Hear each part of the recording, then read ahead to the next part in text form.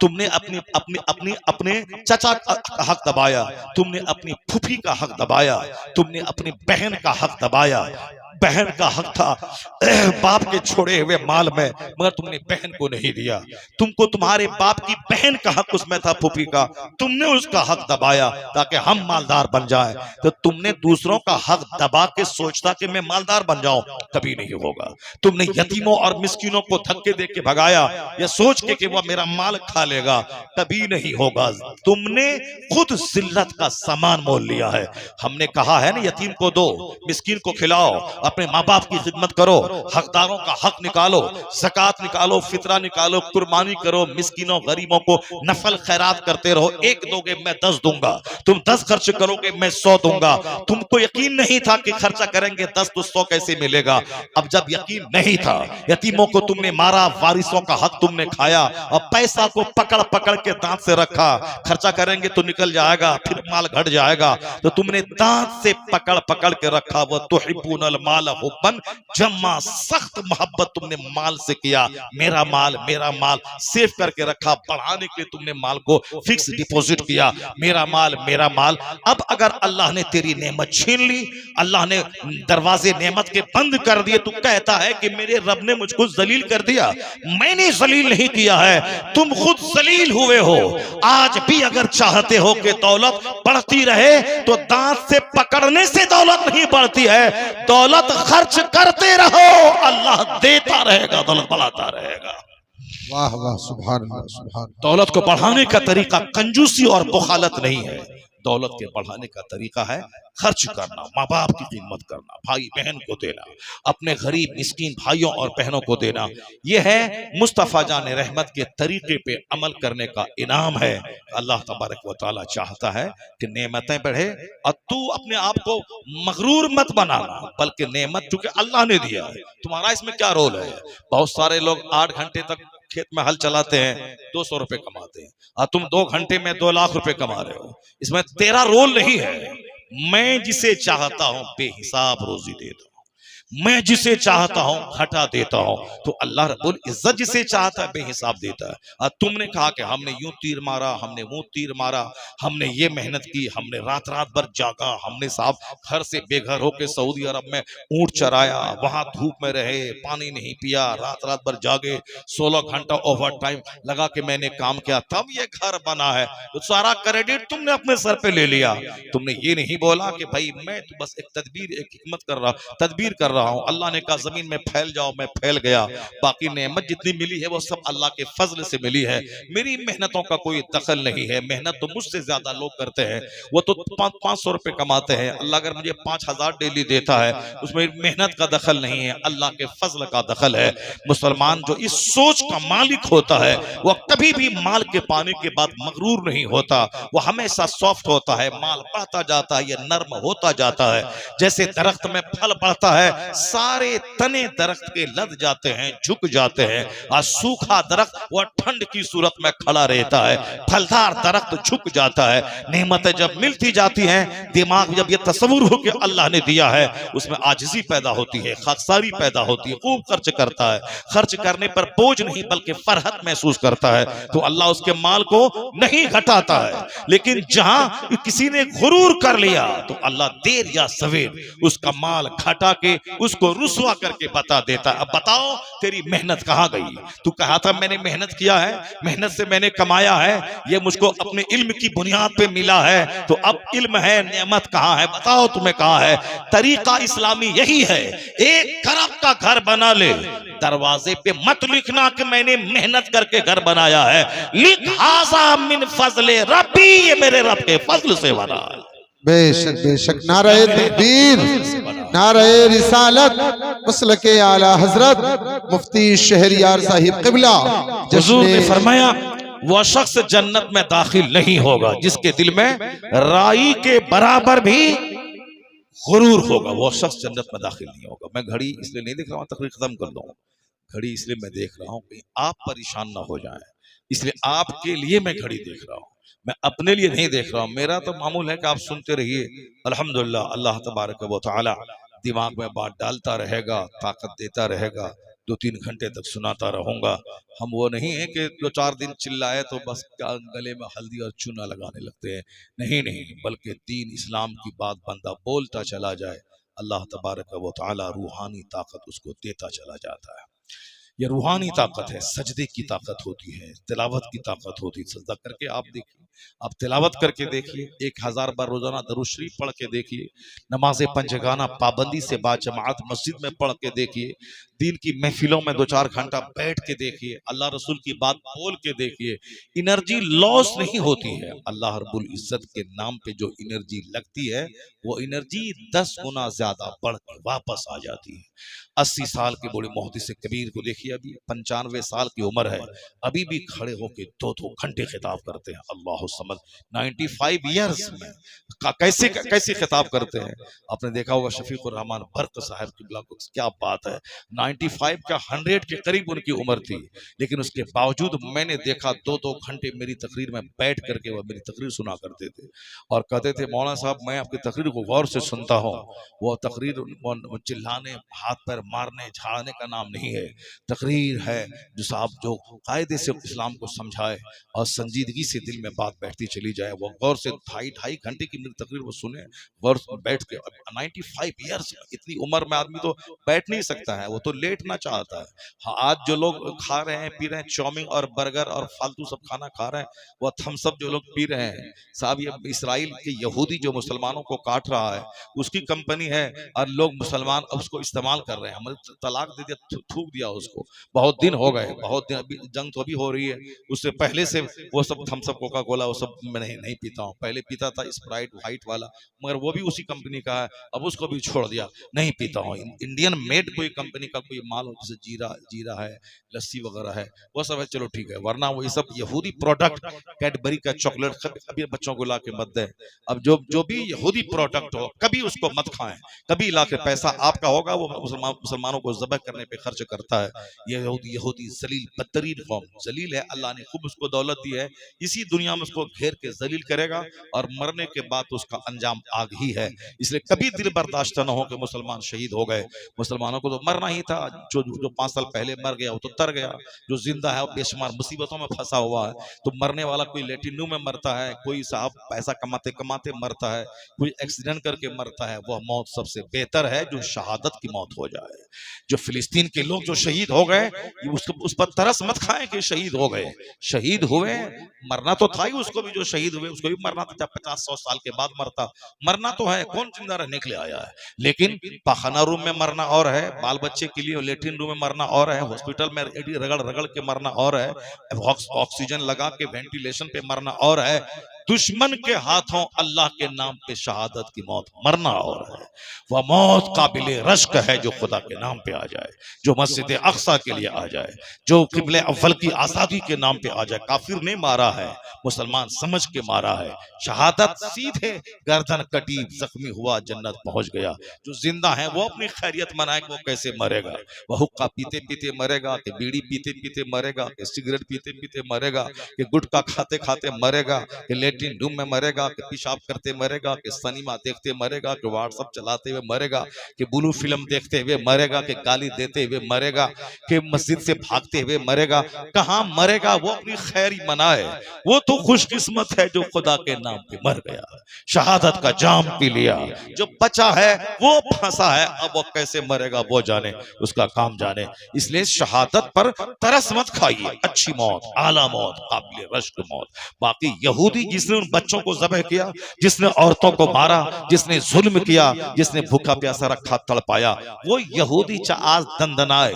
मगर दुनिया में जिल्लत यह है कि आज ताकतवर कौम, मालदार कौम होने के बावजूद वो ईरान पे अटैक नहीं कर सकता है। वो मुट्ठी भर दीवाने उसको मार के ठीक कर दिए हैं। आज 6 महीने हो गए, 6 दिन में मिटाने की बात कर रहा था, 6 महीना हो गया, आज तक इन यहूदियों को वो मार रहा है, वो लोग शहीद हो रहे हैं और इन्हें आग में वो पहुंचा रहा है, जहन्नम पहुंचा रहा है। और 6 महीने हो गए फिर भी कंप्लीटली उसको मार नहीं पाया है। बच्चों को मारा, औरतों को मारा, बुज़दिलों और हिजड़ों वाला काम किया है। हमारे इस्लाम ने कहा है जब जंग हो काफिरों से तो बच्चों को मत मारना, औरतों को मत मारना, बूढ़ों को मत मारना, बीमारों को मत मारना, और जो दुनिया से किनारा कश वो अपनी इबादत गाहों में महवे इबादत है उसे मत मारना। यानी ये वो ग्रुप है जिसको मुस्तस्ना रखा है, जो तुमसे लड़े जवान उसको मारना, औरतों पे हाथ मत उठाना। मगर ये जलील कौम है यहूदी जो औरतों को, बच्चों को मार रहा है, बीमारों को मार रहा है, हॉस्पिटल में मार रहा है। ये हिटलर ने कई लाख यहूदी को काटा था और कुछ लोगों को जिंदा छोड़ दिया था, ताकि तुम आने वाले लोग जब इनकी शरारत को देखें तो बोलें कि हिटलर ने ठीक किया था। यानी हिटलर ने मुट्ठी पर यहूदी को जिंदा जो छोड़ दिया कश्ती में के जाओ तुम बचो, और ताकि तेरी शरारत को देखकर आने वाले लोग हम पर इल्जाम न लगाएं कि इतने 30 लाख यहूदी को क्यों मारा था हिटलर ने, ताकि तुम्हारी हरकत को देखकर लोग बोले कि हिटलर ने ठीक किया था। आज इसराइल के लोग जो बच्चों पे, औरतों पे, बीमारों पे, हॉस्पिटल पे हमला जो कर रहा है, इन हरकतों से सारी दुनिया में वह बेनकाब हो गया यहूदी कि हिटलर ने सही इसको काटा था। आज 70-80 लाख यहूदी 1 करोड़ भी नहीं है, मुसलमान 200 करोड़ है, और वो 1 करोड़ भी नहीं है।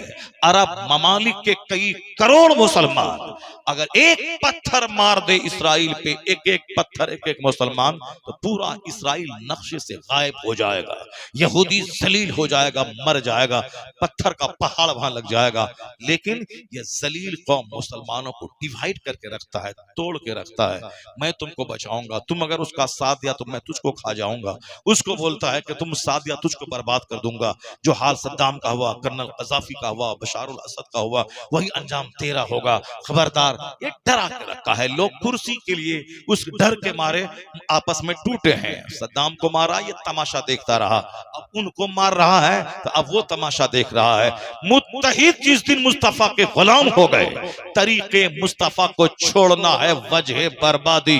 इसी से कौम दुनिया में हुई बेइख्तिदार, अपनी मुस्तफा से हट के नफ्स की मानने लगा, इसीलिए जलील हो गए मुसलमान। और जिस दिन मुस्तफा को मानते मुत्तहिद हो जाए, या शहादत या फिर सल्तनत, अगर ये नशा लेके चला जाए तो आज आसमान से फतह नाजिल होगी, इसराइल गायब होगा, फिलिस्तीन को आजादी मिल जाएगी। बेशक नारे तकबीर। इत्तेहाद बहुत बड़ी ताकत है। आज हम भी हिंदुस्तान में कटे फटे टूटे मर रहे हैं, शेख के नाम पे, पठान के नाम पे, मुगल के नाम पे, तुर्क के नाम पे, अंसारी के नाम पे, जुलाहा के नाम पे, नदाफ के नाम पे। सब लोग सुन्नी है, मगर तुर्क के नाम पे, मुगल के नाम पे, शेख के नाम पे, पठान के नाम पे, नदाफ के नाम पे, जुलाहा के नाम पे, साफी के नाम पे, धोबी के नाम पे, ये सारे के सारे साहब बंजारा के नाम पे सब टूटे हुए हैं।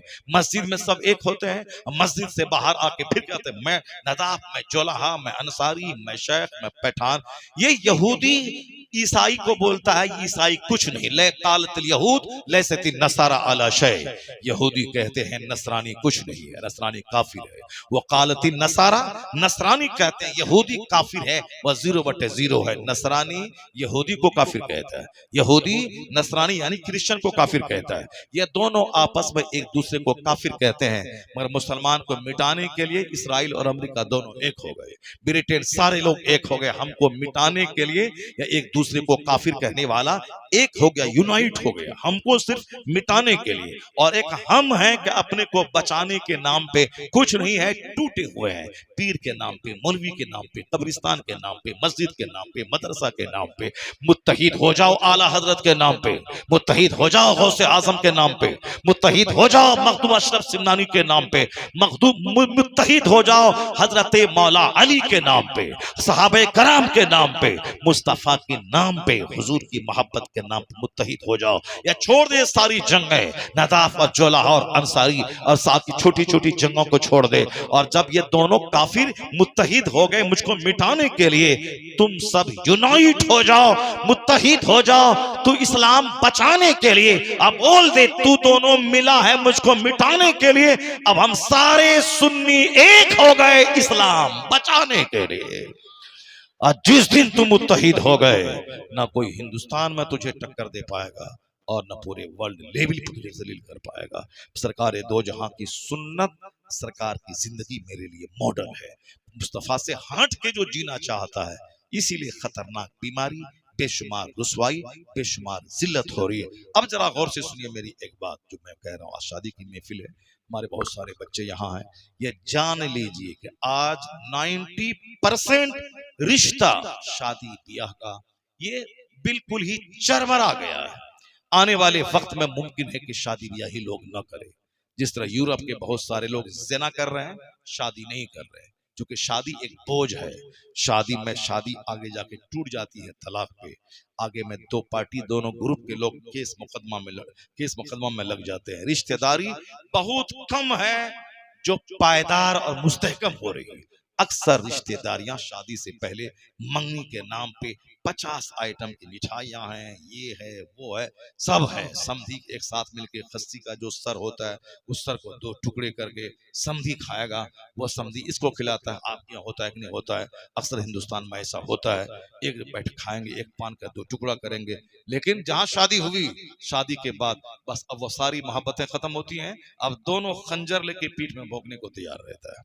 क्यों? हमने सोचा था कि हमको मर्सिडीज कार देगा, मगर नहीं दिया। अब बात नहीं करेंगे, उसके घर नहीं जाएंगे। हम 100 आदमी को बारात लेके गए, खाना ठीक से नहीं खिलाया, अब उसके दरवाजे पे कदम नहीं रखेंगे। बेटा है वो जाए अपनी बीवी के पास जाए, मगर हम नहीं जाएंगे। अब ये केस मुकदमा, लड़ाई झगड़ा, हर घर में औरतें बेचारी माँ बाप भाई बहन सबको छोड़ के ससुराल आई है। यहाँ सास अलग तंग कर रही है, ससुर अलग तंग कर रहा है, बेटा बेचारा पिस रहा है, माँ बाप का चेहरा देख रहा है कि बीवी को देखूं कि माँ बाप को देखूं। नहीं समझ में आता तो जहर खा के मर जाता है माँ बाप और बीवी के चक्कर में। अगर नहीं तो 1 साइडेड फैसला ले लेता है कि बीवी कुलिया घर से बाहर चला गया, बाहर चलो वहीं कमाएंगे खाएंगे आराम से रहेंगे, ये बुढ़ा बुढ़िया ये दोनों परेशान कर रहा है। या फिर 1 साइडेड माँ की तरफ 1 साइडेड हो गया और बीवी को गाली देने लगा, मारने लगा। अब बेचारी औरत माँ बाप भाई बहन सारा संसार छोड़ के शौहर के पास आई है, और फिर शौहर भी उसका नहीं है, सास भी उसकी नहीं है, ससुर भी उसका नहीं है, देवर भी उसको डांटता है, घर के सारे लोग। ये बताएं, अब वो पेट्रोल छिड़क करके आग लगा के मर जाती है। रिश्तेदारी होती है खुशी के लिए, रिश्तेदारी होती है 2 खानदान के एकजा होने के लिए। मगर यहाँ रिश्तेदारी मुस्तफा की तालीम की रोशनी में हो तब ना उसमें करार आए। हुजूर ने कहा है कि वो शादी सबसे बेहतर है जो कम खर्च वाली शादी हो। वो शादी सबसे अच्छी है जो कम खर्च वाली हो, जो लड़की के बाप पे बोझ ना हो। वो शादी सबसे अच्छी है जो हल्की फुल्की हो, जिसके महर की रकम भी कम हो, बोझ नहीं हो शादी, वरना ज़िना आसान हो जाएगा, शादी मुश्किल हो जाएगी।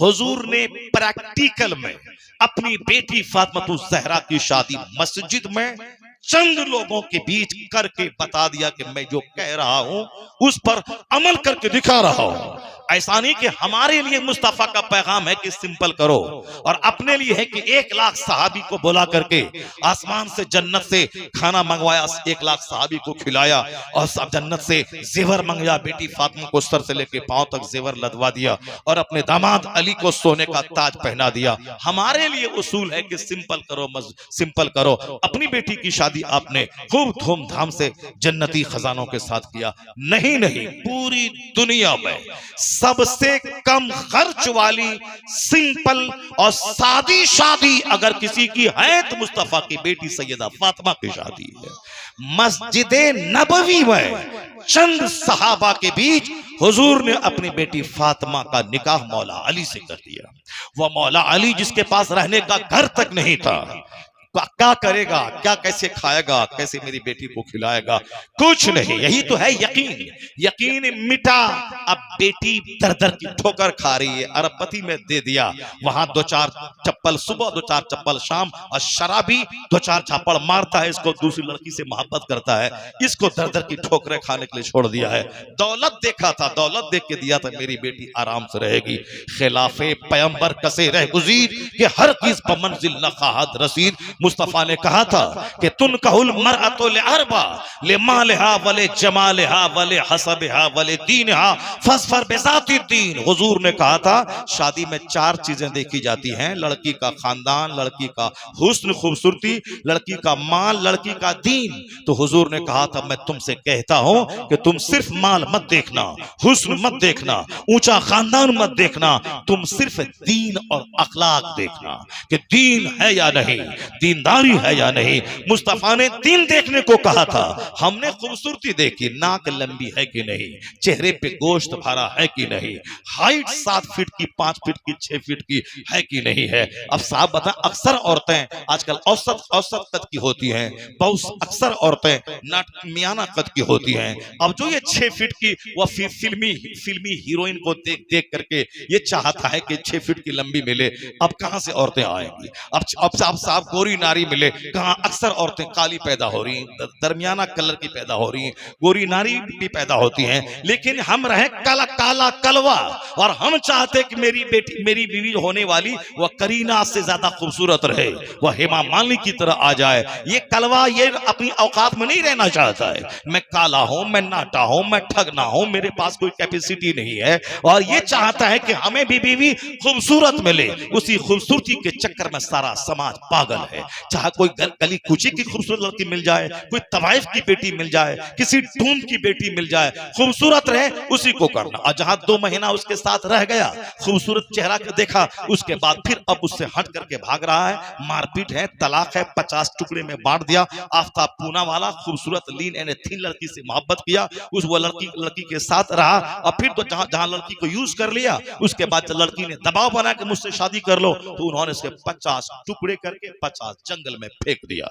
जज्बात में हकीकत नहीं देखा जाता है। तो आदमी सेक्सुअल डिजायर, ये मोहब्बत नहीं है, ये नफसानी ख्वाहिश है, ये प्रोस्टिट्यूट है, ये क्या है, ये साहब फाहिशा कहबाकारी है, ये कहबा खाना है, ये यानी तवाइफ की तरह कारोबार हो रहा है। ये मोहब्बत का रिश्ता दिल से होता है, मोहब्बत में गंदगी नहीं होती है, मोहब्बत में हाथ नहीं मिलाया जाता है, मोहब्बत में शादी से पहले मुंह नहीं चूमा जाता है, मोहब्बत में शादी से पहले होटलिंग नहीं होती है, मोहब्बत पाकीज़गी का दर्स देती है। शादी करनी है, उसकी दीनदारी, तकवा, परहेजगारी, शराफत, ऑनेस्टी, ह्यूमैनिटी को देखकर मोहब्बत दिल से हो गई, तो शादी से पहले टच तक ना करे, उससे तस्वीर तक ना देखे, उस शादी में ठहराव है, उसमें बरकत है, क्योंकि शादी से पहले दोनों का जिस्म प्योर रहा, पाक रहा है। शादी से पहले ही सारा कर्म कर लिया है, हाथ मिला लिया, चुमा चाटी कर लिया, होटल अटेंड कर लिया। अब शादी के बाद क्या खुशी होगी उसको, शादी के बाद तो अब ये भी यूज्ड हो गया है, वह भी यूज्ड हो गई है, ये भी यूज्ड, वह भी यूज्ड। अब ये दोनों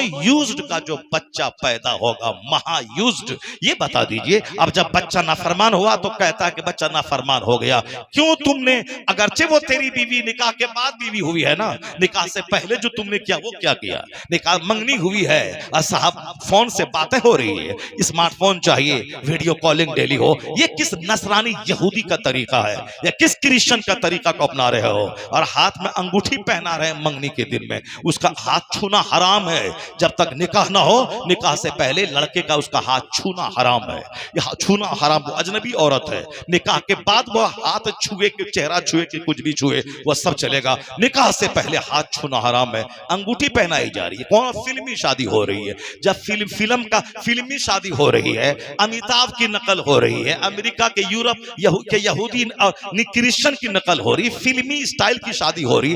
कल अगर रिश्ता टूट गया, कल अगर दोनों रिश्ते टूट गए, दोनों में दुश्मनी हो गई, लड़की भाग गई लड़का को छोड़ करके, लड़का भाग गया, रिश्ता चरमरा गया, सारा खेल तबाह हो गया, ये मत बोलना अल्लाह ने क्या कर दिया, रसूलुल्लाह ने क्या कर दिया। तुमने अल्लाह की माना कब है, तुमने रसूल पाक की माना कब है। जब खेल खराब हुआ तब मजार नजर आता है, तब तावीज नजर आती है। खिलाफे पैगंबर कसे रह गुज़ीर, जो मुस्तफा के खिलाफ रास्ता चुना है वह कभी भी मंजिल मकसूद पर नहीं पहुंचेगा। वो शादी जो मुस्तफा के फरमान के मुताबिक हो, 80 साल की बुढ़िया हो जाएगी, उम्र बढ़ती जाती है, मोहब्बत पुख्ता होती चली जाती है। वाह वाह, नारे तकबीर, नारे रिसालत, मुफ्ती शहरियार साहिब क़िबला, जश्ने शादी, नारे तकबीर। शादी हमेशा सिंपल होनी चाहिए, शादी में हमेशा सुन्नतों का ख्याल रखना चाहिए, और शादी के बाद जो लड़की घर में आई है, ऐसा नहीं कि एक तावीज़ डाल दें और दोनों जिंदगी मोहब्बत से गुजरेगी, ऐसा नहीं होता है। सरकार दो जहां की जिंदगी मॉडल इसीलिए है कि खुशहाल जिंदगी गुजारने के लिए एक दूसरे को समझना होगा, एक दूसरे की दी हुई तकलीफ पे सब्र करना होगा। सब्र सब्र सब्र, इसके अलावा और कुछ नहीं है। हुजूर ने फरमाया है कि औरतें टेढ़ी पसली से पैदा हुई हैं, तुम सीधा करना चाहोगे तो टूट जाएगी, और टूटना तलाक है। इसलिए ये टेढ़ी पसली से पैदा हुई है तो उनको उसी हालत पर रहने दे। ये बड़े काम की चीज है, फायदे की चीज है। सारा संसार छोड़ के तेरे लिए आई है, इसलिए वो ज्यादा बोलती है, सब्र करो। गुस्सा उसके पास है, सब्र करो। वो तेरे बच्चों को पालती है, वो तुझको सुकून पहुंचाती है, वो तुझको गुनाहों से रोकती है। टेढ़ी पसली से पैदा हुई है, जिद है, गुस्सा है। तुम मर्द हो, सब्र करो, घर तुम्हारा बाग बाग होता रहेगा। और अगर तुमने सोचा कि नहीं हम सीधा कर देंगे उसको, तुम मर जाओगे, कब्र में चले जाओगे। ये सीधी होने वाली नहीं है। सीधा करने का एक तरीका है, सब्र से रहो, शरीयत पे खुद अमल करो, उनको अमल करवाओ, फिर तुम्हारी आवाज पड़ोस के कान तक नहीं जाएगी। वरना हाल वही है कि पहला साल शादी का शौहर अपनी कहानी सुनाता है, हमने ये किया, हमने वो किया, इंटर किया, मैट्रिक किया, ग्रेजुएशन किया, पोस्ट ग्रेजुएशन किया, मैंने रिसर्च किया, मैंने वहां गया, वो किया, सऊदी अरब गया, इतना पैसा कमाया। वो सुनती रहती माशाल्लाह माशाल्लाह माशाल्लाह। अब अगले साल बीवी सुनाती उसको, मैंने ये किया, मैंने उससे दोस्ती की, मैंने वो फ्रेंडशिप किया, मैंने इंटर में 99% नंबर लाया, मैंने वो किया, मैंने वो किया, मेरा बाप ये है, मेरा दादा वो है, मेरा भाई वो है, मेरा खानदान वो है। अब लड़का सुनता है, और शादी के तीसरे साल ये दोनों बोलते हैं, सारा मोहल्ला सुनता है। या दोनों बोलते हैं, दोनों लड़ते हैं आपस में, और सारा मोहल्ला सुनता है। इसीलिए हमारे एक मौलाना साहब ने कहा था, जब तुम लोग आपस में लड़ते हो, सारे समाज में जलील हो रहे हो, ऐसा करो बेइज्जती से बचने के लिए दोनों मियाँ बीवी अरबी सीख लो, अरबी सीखो, तुम भी सीखो, वो भी सीखे। और जब दोनों आपस में लड़ोगे अरबी में, तो सारा समाज बोलेगा घर में फातिहा हो रही है, घर में फातिहा हो रही है। अगर वर नहीं तो मत लड़ो, चुपचाप रहो, आराम से रहो, तुम उसकी सुनो, वो तुम्हारी सुने। और अगर लड़ना ही है तो अरबी में लड़ो, ताकि समाज वाला बोलेगा कि घर में कुरान खानी हो रही है, फातिहा हो रही है। वरना जलील हो जाओगे, बेइज्जत हो जाओगे। सब्र। सरकार दो जहां के पास 11 बीवियां थी, सारी बीवियां समझती थी कि सरकार मुझसे ज्यादा प्यार करते हैं। ऐसा नहीं कि हुजूर फूंक देते थे, नहीं नहीं, सरकार दो जहां को एक बीवी ने तकलीफ पहुंचाई। आका अलैहिस्सलाम के यहाँ सैयदा आयशा के घर ठहरे हैं, दूसरी बीवी ने खाना भेज दिया। सैयदा आयशा को गुस्सा आया कि हुजूर मेरे घर में है, वो खाना क्यों भेज दिया। एक तमाचा मारती है बांदी के हाथ में, पूरा प्याला टूट जाता है, सारा खाना गिर जाता है। कोई दूसरा शौहर होता तो अपनी बीवी को पिटाई करती, वो भी मेरी बीवी है, तुम भी मेरी बीवी हो, अगर वो खाना भेज दिया तो फिर तुम क्यों ने उसको गिराया।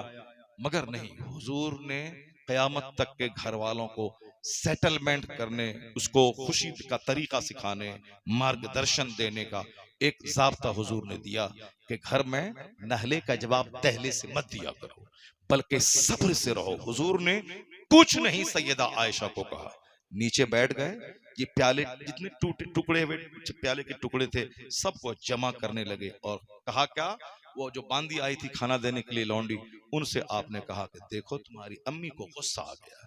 इसके अलावा कुछ नहीं कहा, बल्कि आपने टूटे हुए टुकड़े को जमा करना शुरू किया। सैयदा आयशा का राह से रहा नहीं गया, दिल हिल गया। हुजूर की खामोशी, हुजूर के सब्र को देखकर वो टूट गई, सामने आ गई। कहा सरकार खता हो गई, अब इसकी माफी कैसे होगी। हुजूर ने कहा इसी तरह के बर्तन में इसी तरह का खाना तेरे जुर्म की तलाफी है। सैयदा आयशा ने बाजार से वैसा ही बर्तन मंगवाया, वैसा ही खाना मंगवाया, खाना बनाया और भिजवा दिया। पता ये चला कि हुजूर के घर में लड़ाई होती, मगर सरकार के सब्र ने कयामत तक की खवातीन को बता दिया कि सब्र से बनाया हुआ घर आबाद रहता है, जो घर बिगड़ने वाला हो बिगड़ने से बच जाता है। सरकार दो जहां मौलिम कायनात, इस तरह की बेशुमार सरकार की जिंदगी में बेशुमार सरकार के तरीके हैं जिसके से नूर मिलता है, जिससे हमें जिंदगी गुजारने का शौर मिलता है। और हम लोगों ने हुजूर को पढ़ना ही छोड़ दिया। सरकार दो जहां में ना मेरे बच्चे पढ़ते हैं, ना हम पढ़ते हैं, ना मेरे घर में हुजूर का चर्चा होता है। बस 12वीं का झंडा निकाल दिया, जुलूस निकाल दिया, बस जुमरात ने फातिहा कर दिया, गौसे पाक का लंगर उठा दिया, हो गया। न लंगर से फायदा होगा, न जुलूस से फायदा होगा। जब तक घर में हुजूर की सीरत का चर्चा नहीं होगा और जब तक बाल बच्चे को सरकार की जिंदगी बताई नहीं जाएगी, इर्तिदाद का मसला भी फैलेगा, घर टूटेगा, लड़ाई होगी। सबको रोकने का, खुश रहने का एक तरीका है, वही तरीका जो तरीका मुस्तफ़ा का दिखाया हुआ तरीका है। अल्लाह तबारक व तआला हम सबों को शादी ब्याह जिंदगी के हर मोड़ पे हुजूर की सुन्नतों की पैरवी की तौफीक अता फरमाए, सरकार दो जहां के बताए हुए रास्तों पे चलने की तौफीक अता फरमाए। आमीन व आखिरु दावाना अल्हम्दुलिल्लाह। या नबी सलाम अलैक।